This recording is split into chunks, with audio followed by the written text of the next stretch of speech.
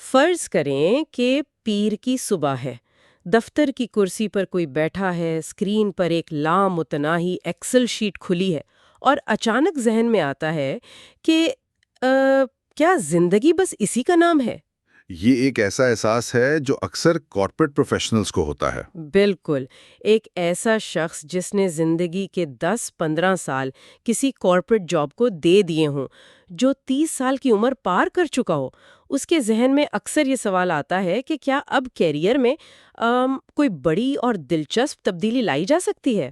آج کے اس تفصیلی تجزیے میں ہم بالکل اسی سوال کا جواب تلاش کرنے والے ہیں۔ اور اس کے لیے ہمارے پاس ایک بہت ہی زبردست سورس مٹیریل موجود ہے۔ جی ہاں، اسپورٹ اکیڈمی کی حال ہی میں شائع ہونے والی کتاب ہے جس کا نام ہے content creation for gamers course book. اب بظاہر یہ کتاب 16 سے 25 سال کے نوجوانوں کو ذہن میں رکھ کر لکھی گئی ہے جو گیمنگ کو اپنا کیریئر بنانا چاہتے ہیں، لیکن آج ہمارا مشن ذرا مختلف ہے۔ یعنی ہم اس کا تجزیہ ایک میچور زاویے سے کریں گے۔ بالکل، ہم دیکھیں گے کہ کیسے ایک پختہ ذہن جس کے پاس کارپوریٹ دنیا کا، پروجیکٹ مینجمنٹ کا اور لوگوں کو ہینڈل کرنے کا تجربہ ہے، وہ اس $260 بلین کی گیمنگ انڈسٹری میں قدم رکھ کر اسے ایک سنجیدہ کیریئر بنا سکتا ہے۔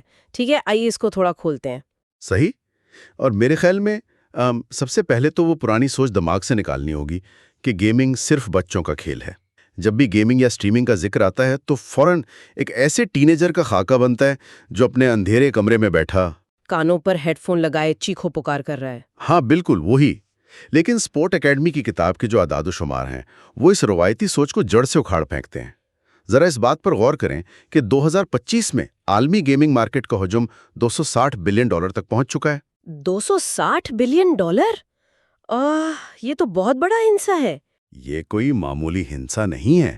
اگر پوری دنیا کی فلم انڈسٹری ہالی ووڈ سے لے کر بالی ووڈ تک اور میوزک انڈسٹری کو ملا بھی دیں تو بھی گیمنگ انڈسٹری ان دونوں کے مجموعی حجم سے کہیں زیادہ بڑی ہے۔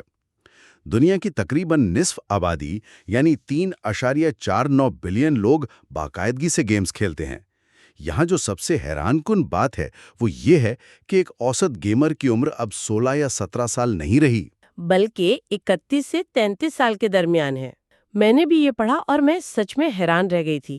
اور اس سے بھی بڑی بات یہ ہے کہ 48% گیمرز خواتین ہیں۔ بالکل۔ اور یہ اعداد و شمار واقعی دماغ گھما دینے والے ہیں۔ مطلب ہم ایک ایسی انڈسٹری کی بات کر رہے ہیں جس کی اوسط عمر وہی ہے جو ایک مڈ لیول مینیجر کی ہوتی ہے اور تقریباً آدھی تعداد خواتین کی ہے۔ اس کا تو سیدھا سا مطلب یہ ہوا کہ گیمنگ کا جو کنزیومر ہے وہ بہت میچور ہو چکا ہے۔ وہ اب صرف اسکرین پر ہونے والے دھماکوں یا شور شرابے سے متاثر نہیں ہوتا۔ 100% درست۔ اور یہیں سے ایک سوال پیدا ہوتا ہے کہ ایک 35 سال کا شخص جو دن بھر کی نوکری کے بعد تھکا ہارا گھر آتا ہے، کیا وہ واقعی ان نوجوانوں کا مقابلہ کر سکتا ہے جن کے ریفلیکسز بجلی کی تیزی سے کام کرتے ہیں؟ ہاں، یہ وہ چیز ہے جو اکثر لوگوں کو ڈراتی ہے۔ لیکن ڈرنے کی ضرورت نہیں ہے، کیونکہ کیا وہ واقعی اس کریٹر ایکانومی میں اپنی جگہ بنا سکتا ہے جو پہلے ہی $28.6 بلین کی ہو چکی ہے اور 2034 تک $230 بلین تک جانے والی ہے؟ اس کا جواب ہے ہاں، کیونکہ آپ کو گیم میں سب سے تیز یا سب سے بہترین کھلاڑی بننے کی ضرورت نہیں ہے۔ ہاں، کیونکہ یہ کوئی ای اسپورٹس کا ٹورنامنٹ تو ہے نہیں۔ بالکل نہیں۔ کتاب بہت واضح الفاظ میں بتاتی ہے کہ یہ کانٹینٹ کریشن ہے، یعنی مواد بنانا۔ ایک میچور مارکیٹ کو ایسے کریٹرز کی ضرورت ہوتی ہے جو مواد میں سنجیدگی، گہرا تجزیہ اور ایک ٹھہراؤ لا سکیں۔ خاص طور پر پاکستان جیسی ابھرتی ہوئی مارکیٹس کی بات کریں تو وہاں گیمنگ 21.9% کی سالانہ شرح سے بڑھ رہی ہے۔ 40 سے 50 ملین تک پہنچ جائے گی۔ اتنی بڑی آڈینس کو صرف شور مچانے والے سٹریمرز تو نہیں چاہیے۔ انہیں ایسے لوگ چاہیے جو انہیں کچھ سکھا سکیں، جو ایک کمیونٹی کو پروفیشنل انداز میں چلا سکیں۔ اور یہیں ایک کارپوریٹ تجربہ رکھنے والا شخص ان نوجوانوں کو مات دے دیتا ہے، کیونکہ اسے معلوم ہوتا ہے کہ بات کو منظم انداز میں کیسے پیش کرنا ہے۔ منظم انداز کی بات کی آپ نے، اور پیشہ ور افراد خاص طور پر جو کارپوریٹ سیکٹر سے آتے ہیں انہیں ہوا میں تیر چلانے کے بجائے ایک باقاعدہ فریم ورک بہت پسند ہوتا ہے۔ ہاں، سٹرکچر کے بغیر تو وہ کام ہی نہیں کرتے۔ بالکل۔ اور اسپورٹس اکیڈمی کی کتاب میں ایک کمال کا مواد کی تیاری کا فریم ورک دیا گیا ہے جسے انہوں نے 40-25-20-15 کا نام دیا ہے۔ یہاں آ کر بات واقعی دلچسپ ہو جاتی ہے، کیونکہ یہ بالکل کسی مارکیٹنگ کیمپین کی طرح ڈیزائن کیا گیا ہے۔ اس کو تھوڑا تفصیل سے بیان کریں۔ کتاب کے مطابق 40% مواد تفریح پر مبنی ہونا چاہیے، کیونکہ ظاہر ہے لوگ کام کے بعد ریلیکس ہونے آتے ہیں، لیکن اس کے بعد کا جو حصہ ہے وہ میچور لوگوں کے لیے گیم چینجر ہے۔ 25% مواد تعلیم یا ایجوکیٹ کرنے پر مبنی ہونا چاہیے۔ یعنی ٹیوٹوریلز بنانا، گیم کی اسٹریٹجی سمجھانا، گائیڈز تیار کرنا۔ یہ وہ جگہ ہے جہاں ایک 30 سال سے اوپر کا شخص جس نے زندگی میں پریزنٹیشنز دی ہیں، لوگوں کو ٹرین کیا ہے، وہ اپنی صلاحیتوں کا استعمال کر سکتا ہے۔ وہ مشکل چیزوں کو آسان کر کے سمجھا سکتا ہے۔ بالکل، وہ بڑی عمر کے کریٹرز کا سب سے مضبوط ہتھیار ہے۔ وہ صرف گیم نہیں کھیلتے، وہ بتاتے ہیں کہ یہ کیوں ہوا اور اسے بہتر کیسے کیا جا سکتا ہے۔ اس فریم ورک کا اگلا حصہ ہے 20% ترغیب دینا یا انسپائر کرنا، جس میں کریٹر اپنی کہانیاں سناتا ہے، اپنی ناکامیوں اور کامیابیوں کا ذکر کرتا ہے۔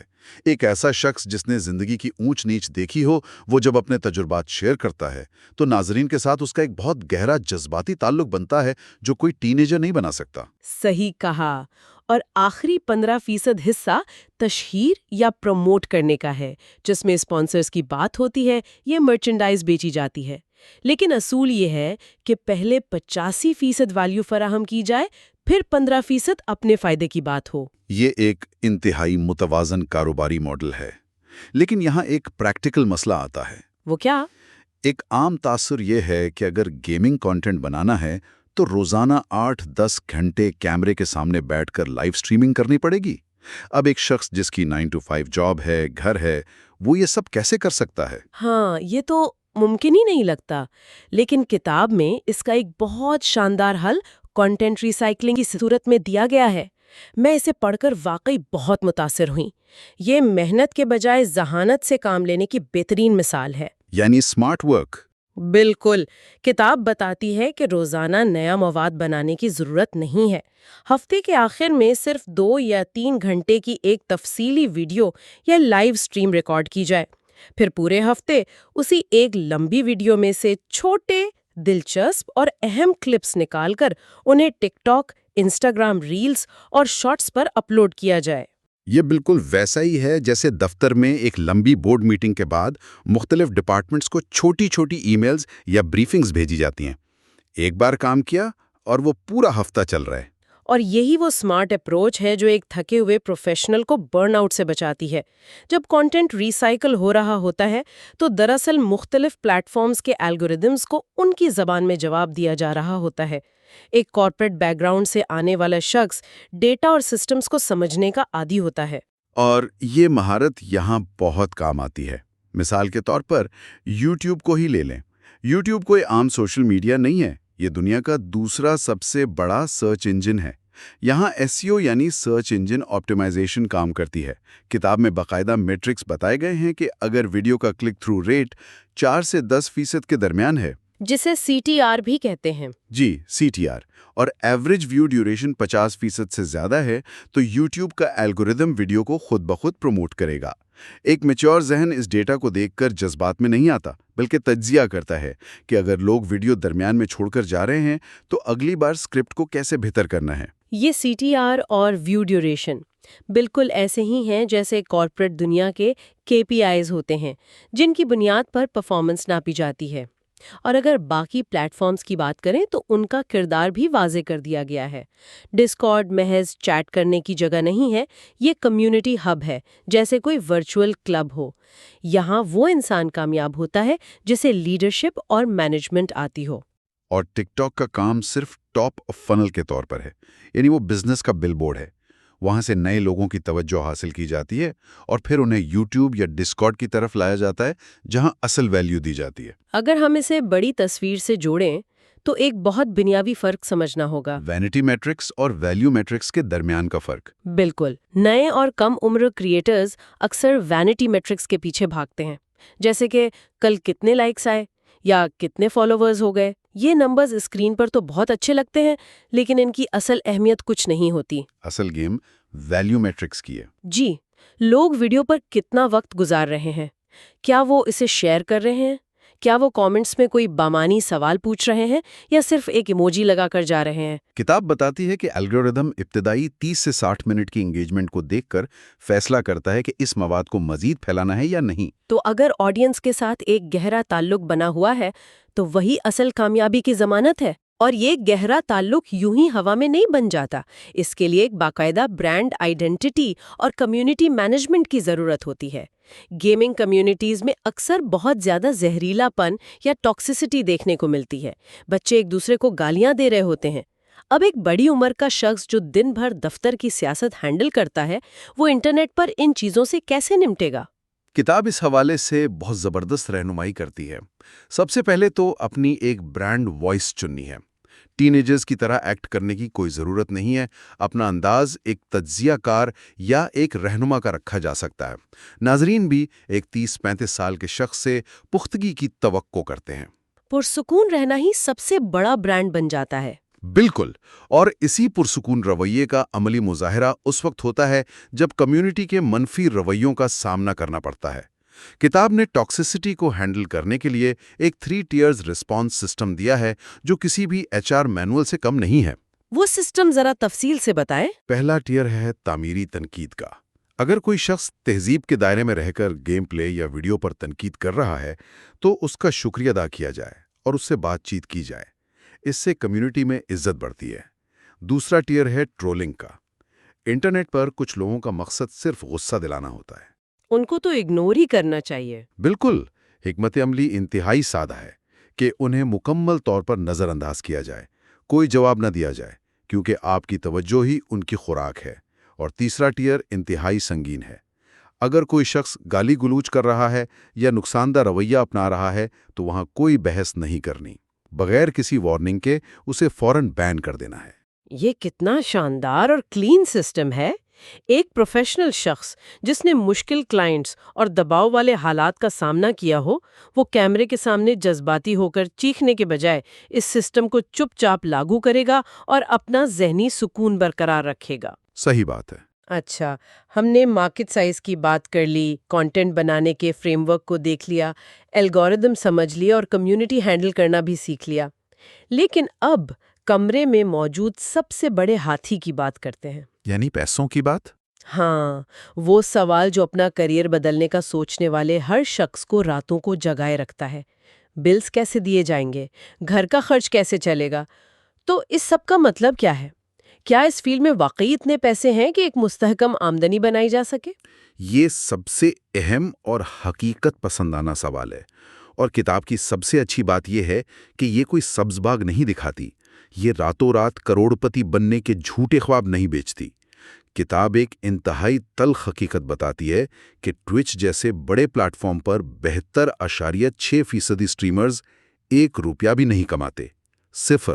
72.6%، یہ تو ایک بہت بڑی ناکامی کی شرح ہے۔ تو پھر کوئی سمجھدار انسان اپنی جمی جمائی نوکری چھوڑ کر اس طرف کیوں آئے گا؟ کیونکہ یہ ناکامی ٹیلنٹ کی کمی کی وجہ سے نہیں ہے، بلکہ تسلسل یا کنسسٹنسی نہ ہونے کی وجہ سے ہے۔ زیادہ تر لوگ چند ہفتے شوق میں کام کرتے ہیں اور پھر چھوڑ دیتے ہیں، لیکن ایک پروفیشنل جو روزانہ صبح 9 بجے دفتر پہنچنے کا عادی ہے، وہ اس ڈسپلن کو سمجھتا ہے۔ مستقل مزاجی بہت ضروری ہے۔ بالکل۔ حقیقت پسندانہ ٹائم لائن یہ ہے کہ اوسطاً پہلا $1 کمانے میں 6.5 ماہ لگ سکتے ہیں، اور ایک مستحکم آمدنی جو گھر کے اخراجات اٹھا سکے اس تک پہنچنے کے لیے 12 سے 24 ماہ درکار ہوتے ہیں۔ اسی لیے سمجھداری اسی میں ہے کہ اسے پہلے ایک سائیڈ ہسل کے طور پر شروع کیا جائے۔ اور جب یہ چل پڑے تو پھر اس میں آمدنی کے 5 مختلف ذرائع کھل جاتے ہیں، اور وہ 5 ذرائع جاننا بہت ضروری ہیں تاکہ لوگ سمجھ سکیں کہ یہ ایک باقاعدہ بزنس ماڈل ہے۔ پہلا ذریعہ تو بالکل سیدھا سا ہے کہ پلیٹ فارم کی آمدنی، جیسے یوٹیوب پر اشتہارات کی آمدنی کا 55% حصہ سیدھا کریئٹر کو جاتا ہے۔ دوسرا ذریعہ جو کہ بہت منافع بخش ہے وہ ہے برانڈ سپانسرشپس۔ کتاب کے مطابق 70% کامیاب کریئٹرز اس ماڈل پر کام کرتے ہیں، اور مزے کی بات یہ ہے کہ لاکھوں فالوورز نہیں چاہیے۔ اگر صرف 1000 ایسے لوگ ہیں جو بات غور سے سنتے ہیں تو ایک برانڈ سے $10 سے $50 فی پوسٹ تک چارج کیے جا سکتے ہیں۔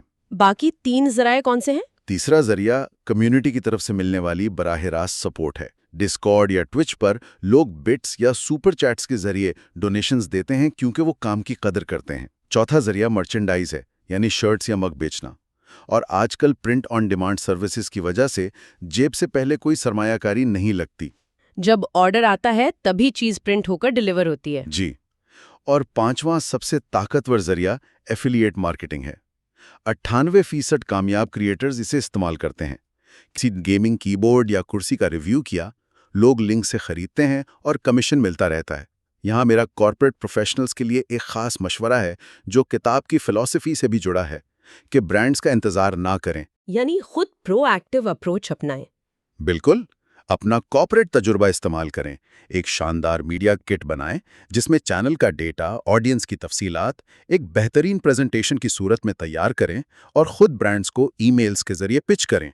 یہ وہ کام ہے جو ایک عام گیمر کبھی نہیں کر پاتا، لیکن ایک پروفیشنل اسے بخوبی سر انجام دے سکتا ہے۔ یہ واقعی ایک مکمل ڈیجیٹل کاروبار کھڑا کرنے کا خاکہ ہے۔ یعنی اگر ایک منظم حکمت عملی کے ساتھ 12 سے 24 ماہ تک مستقل مزاجی سے کام کیا جائے، اپنی میچورٹی اور کارپوریٹ سکلز کو استعمال کیا جائے، تو اس انڈسٹری سے $5000 ماہانہ یا اس سے بھی زیادہ کی ایک مستحکم آمدنی بنائی جا سکتی ہے۔ یہ محض ایک تفریح نہیں رہی، یہ مکمل طور پر ایک کریئر ٹریک بن چکا ہے۔ درست فرمایا۔ آج کے اس تفصیلی تجزیے میں ہم نے اعداد و شمار کی گہرائی میں جا کر دیکھا کہ مارکیٹ کتنی بڑی اور میچور ہے۔ ہم نے کانٹینٹ ری سائیکلنگ اور فریم ورکس کو سمجھا، پلیٹ فارمز کے مزاج کو پرکھا، ٹاکسیسٹی سے نمٹنے کا پروفیشنل طریقہ سیکھا اور آخر میں مالی حقائق کا بڑی باریک بینی سے جائزہ لیا۔ اس سے ایک اہم سوال پیدا ہوتا ہے۔ ہم نے ساری گفتگو اعداد و شمار، حکمت عملی اور پیسوں پر کی ہے، لیکن اگر ہم آج کی دنیا کے سب سے بڑے رجحان کو دیکھیں تو وہ کیا ہے؟ مصنوعی ذہانت، یعنی AI۔ واقعی ہم ایک ایسے دور میں تیزی سے داخل ہو رہے ہیں جہاں رویاتی نوکریاں خطرے میں ہیں۔ بالکل، ڈیٹا انٹری، کاپی رائٹنگ، حتیٰ کہ مڈ لیول کوڈنگ کی نوکریاں بھی خطرے میں ہیں۔ ایسی صورتحال میں ہمیں یہ سوچنے کی ضرورت ہے کہ وہ کون سی چیز ہے جسے کوئی بھی مشین یا الگوریدم کبھی نقل نہیں کر سکتا۔ مشین سب کچھ کر سکتی ہے، بہترین ڈیٹا دے سکتی ہے، تحریر لکھ سکتی ہے، لیکن وہ انسانی جذبات نہیں لا سکتی۔ کیمرے کے سامنے بیٹھ کر وہ گرمجوشی، ہنسی، بامے رابطے کا احساس نہیں پیدا کر سکتی جو ایک انسان کرتا ہے۔ اور عین اسی نقطے پر آ کر ساری بات مکمل ہوتی ہے۔ ایک ایسے دور میں جہاں آٹومیشن روایتی دفتری نوکریوں کو نگل رہی ہے، کیا یہ ممکن ہے کہ گیمنگ مواد تیار کرنا جو خالصتاً انسانی جذبات، تفریح اور ایک دوسرے کے ساتھ جڑنے کے احساس پر کھڑا ہے، مستقبل کا سب سے محفوظ اور پائیدار کریئر ثابت ہو؟ یہ تو ایک بہت ہی گہری اور سوچنے والی بات ہے۔ وہ نوکریاں جو کل تک بہت محفوظ لگتی تھیں، آج وہ ٹیکنالوجی کی وجہ سے خطرے کی زد میں ہیں۔ اور یہ گیمنگ جسے ہم کل تک غیر سنجیدہ سمجھتے تھے، جس پر ہم ہنستے تھے، ہو سکتا ہے کہ آنے والے کل میں وہی ہمارا اصل معاشی تحفظ بن جائے۔ یہ ایک ایسا پہلو ہے جس پر اس انڈسٹری میں قدم رکھنے کا سوچنے والے ہر پختہ ذہن کو ضرور غور کرنا چاہیے۔ ہو سکتا ہے کہ اگلا بہترین کیریئر کارپوریٹ آفس میں نہیں بلکہ اسی اسکرین کے پیچھے انتظار کر رہا ہو۔